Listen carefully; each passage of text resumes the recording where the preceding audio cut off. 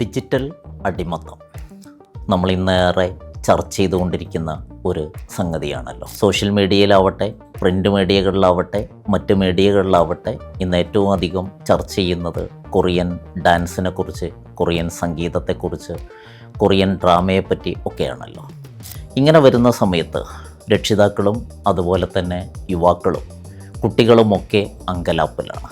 എങ്ങനെയാണ് ഇതിനോട് നമ്മൾ പ്രതികരിക്കേണ്ടത്? ഒറ്റയടിക്ക് ഇത്തരം കാര്യങ്ങൾ നിർത്താൻ ശ്രമിച്ചു കഴിഞ്ഞാൽ വിത്ഡ്രോവൽ സിംറ്റംസ് ഉണ്ടാവും. അത് ഗുണത്തെക്കാളേറെ ദോഷം ചെയ്യും. അതുകൊണ്ട് തന്നെ സാവകാശം, സമയമെടുത്ത് ആലോചിച്ച് വേണം നമ്മൾ ഇത്തരം കാര്യങ്ങളിൽ നിന്ന് പിന്തിരിയാൻ.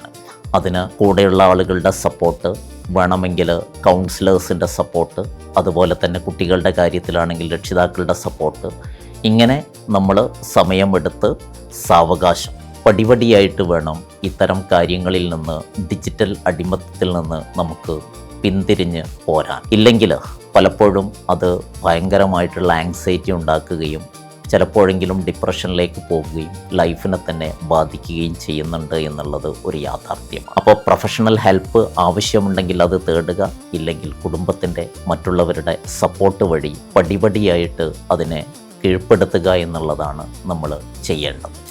ഈ രീതിയിൽ മുന്നോട്ട് പോയിട്ടില്ലെങ്കിൽ നമ്മൾ പ്രതീക്ഷിക്കുന്ന റിസൾട്ടല്ല, അതിനേക്കാൾ അപകടകരമായ റിസൾട്ടിലേക്ക് പോകുന്നതായിട്ടാണ് പലപ്പോഴും കാര്യങ്ങൾ കാണുന്നത്. ഇത് മദ്യം, മയക്കുമരുന്ന് എന്നുള്ളതിനേക്കാൾ കൂടുതൽ ഇപ്പോൾ വ്യാപകമായിക്കൊണ്ടിരിക്കുന്ന വലിയ ഒരു പ്രശ്നമായി മാറിയതുകൊണ്ട് എല്ലാവരും ഇതിനെക്കുറിച്ച് ബോധവാന്മാരാവേണ്ടതുണ്ട്, മനസ്സിലാക്കേണ്ടതുണ്ട്, പഠിക്കേണ്ടതുണ്ട്.